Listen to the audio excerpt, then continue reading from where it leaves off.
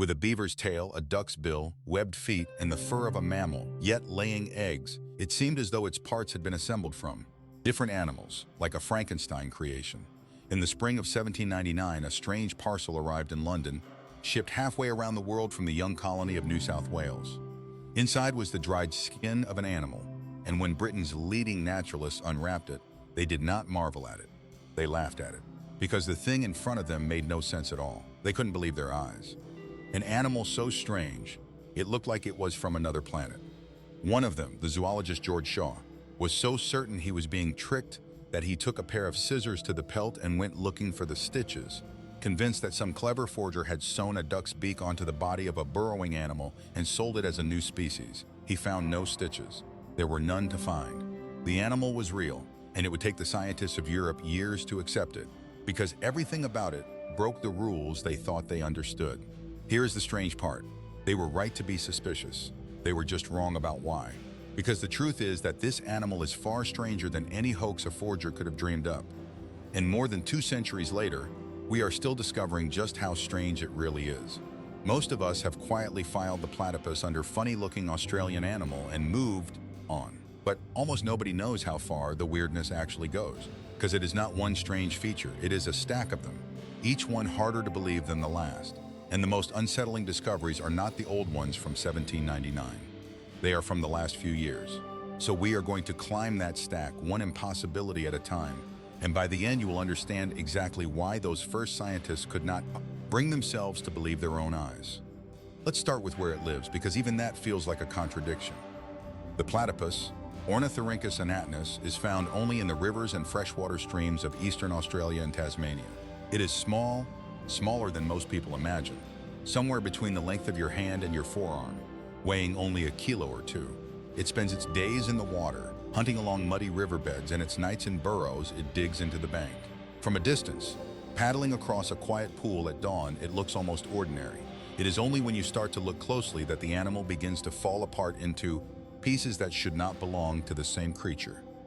And the first of those pieces is the one that started the argument in 1799. The platypus is a mammal that lays eggs. Take a moment with that, because it is a genuine contradiction. By definition, mammals give birth to live young and feed them milk. That is supposed to be the whole point of being a mammal. But the platypus, along with a small group of relatives called the monotremes, breaks the rule entirely. The female lays 1 to 3 small, soft, leathery eggs, closer to a reptile's eggs than a bird's, and then curls her body around them and incubates them for around 10 days until they hatch. This is not a recent quirk or a minor exception. The monotreme lineage split away from the rest of the mammal family tree more than 160 million years ago, back when the ancestors of every other mammal alive today, including us, had not yet committed to the body plan we now think of as normal. The platypus is, in the most literal sense, a living fossil. It is a branch that broke off near the very beginning and then simply kept going, unchanged, while the rest of the family rebuilt itself around it. To put that span in perspective, the split happened so long ago that the first birds had barely appeared and the largest dinosaurs had not yet evolved. The platypus was already doing things its own way before most of the animals we think of as ancient even existed. And the egg is only the opening act, because the way it feeds its young is just as impossible. The platypus nurses like any good mammal should. The problem is that it has no nipples. None. Instead, the mother's milk seeps directly out through tiny pores in the skin of her belly, pooling in grooves in her fur, and the young lap it up straight off her body. It sounds almost primitive, an unfinished version of how mammals are supposed to work. But here is where it turns from a curiosity into something genuinely useful. Because that milk is exposed on the surface of her fur, out in the open where bacteria thrive, it had to evolve a defense. And it did. Platypus milk contains a unique antibacterial protein identified around 2010 that is unlike anything found in other animals. Researchers are now studying it as a potential weapon against antibiotic-resistant superbugs, the kind that modern medicine is increasingly struggling to kill. Sit with the irony of that. A 160-million-year-old animal, feeding its babies in the most ancient way imaginable, may be hiding a solution to one of the most modern problems we have. Besides being strange, the platypus also possesses a dangerous weapon. Male platypuses are venomous.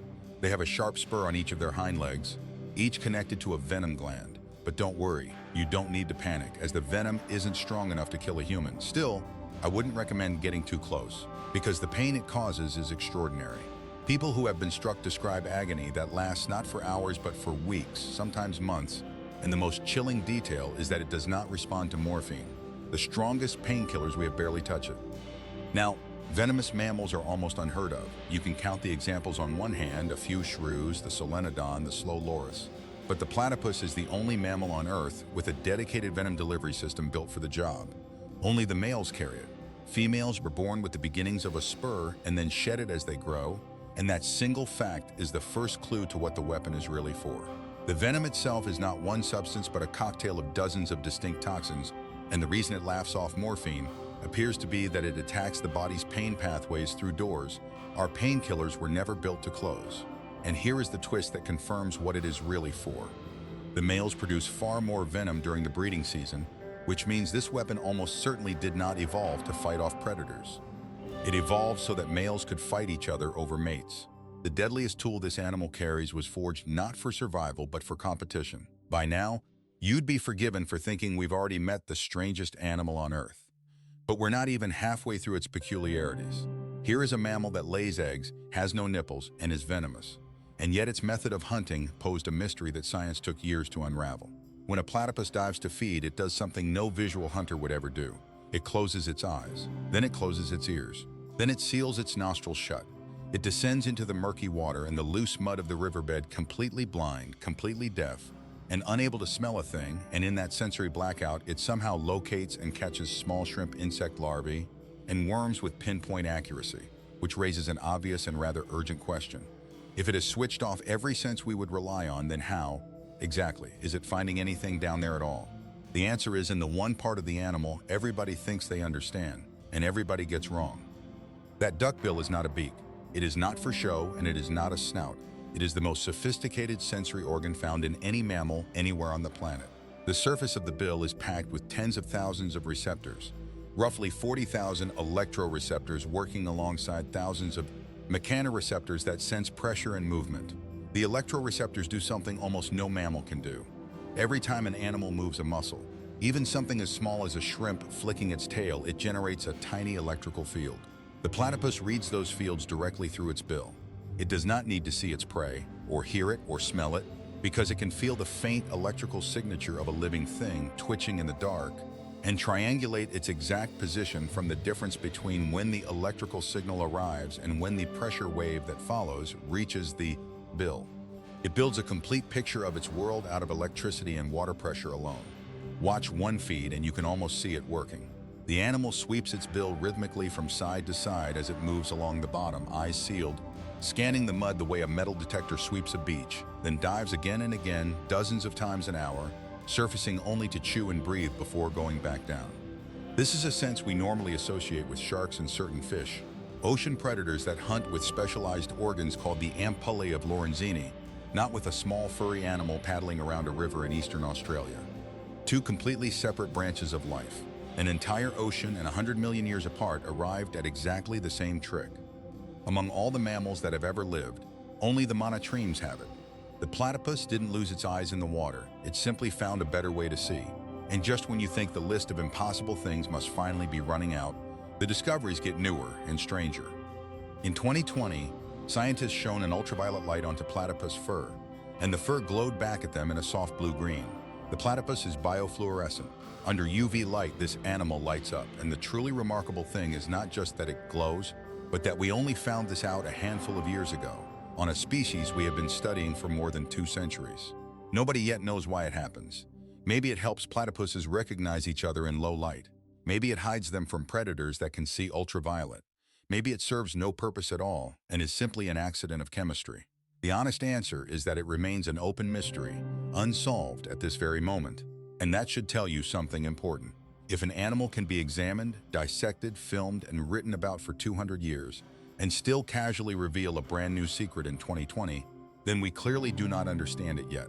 We are still in the middle of figuring out what the platypus even is, which brings us to the 2 discoveries that finally make sense of everything, and that vindicate those bewildered scientists from 1799. Start with its chromosomes. You and I and almost every other mammal have 2 sex chromosomes. 2, the familiar X and Y. The platypus has 10. Females carry 5 matched pairs, and males carry an alternating chain of 5X and 5Y chromosomes that line up together during reproduction in a way no other mammal manages. Even stranger, parts of this system look less like the sex chromosomes of mammals and more like the chromosomes of birds. Genetically, this animal is sitting at a crossroads between two great branches of the animal kingdom. And when its full genome was finally sequenced, first in 2008 and then far more completely in 2021, it confirmed exactly that. The platypus genome is a mosaic. It carries genes we recognize as mammalian, sitting right alongside genes that belong to reptiles, and genes that belong to birds, all stitched together in one living animal. Scientists have called it a living evolutionary puzzle, and there is a beautiful irony buried in that phrase. Because the naturalists of 1799 looked at the platypus and accused it of being a fake, a patchwork of different creatures sewn together into one impossible body. At the level of the genome, they were closer to the truth than they could ever have known. It really is a patchwork. They just assumed a human forger had done the sewing, when in fact it was evolution itself, and it had been working on the stitching for over 160 million years. So here is the idea that changes how you should see this whole animal, and it is the opposite of the story you have always been told. We describe the platypus as the animal that breaks the rules of biology, but it does not break them, it predates them. The egg-laying, the venom, the electric sense, the chromosomes that look half bird, none of these are strange features the platypus added on top of being a normal mammal. They are features the rest of us left behind. When that lineage split off more than 160 million years ago, mammals had not yet settled on live birth or nipples or the tidy blueprint we now take for granted. The platypus simply kept the old draft. It is not a mammal that went weird.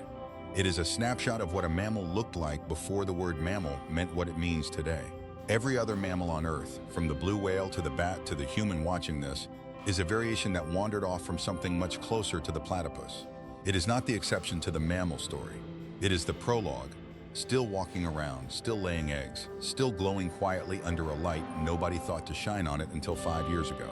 And that makes the last fact the hardest one to hear. Because this living prologue, this irreplaceable survivor from the dawn of our entire lineage, is quietly disappearing.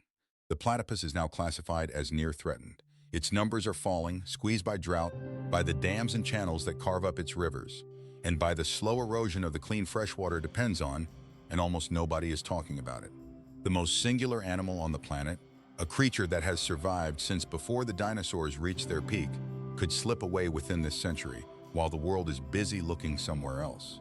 Part of the cruelty of it is that the platypus is so secretive and so hard to survey that its decline is almost invisible. By the time a population disappears from a river, it is often gone before anyone thought to count it. We spent years refusing to believe the platypus was real. It would be a particular kind of failure to finally lose it, just as we are beginning to understand how extraordinary it always was.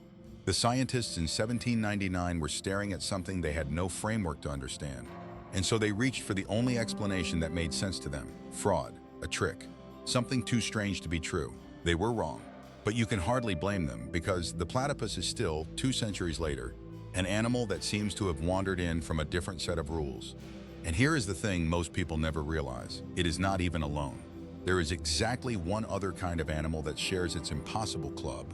The only other living mammal that lays eggs and reads the electricity of the living world through its skin. It is covered in spines. It has a backward pouch, and it does something with the way it breathes and reproduces that is, if anything, even harder to explain than anything you have just heard. They call it the echidna, and its story is the other half of a secret that began over 160 million years ago.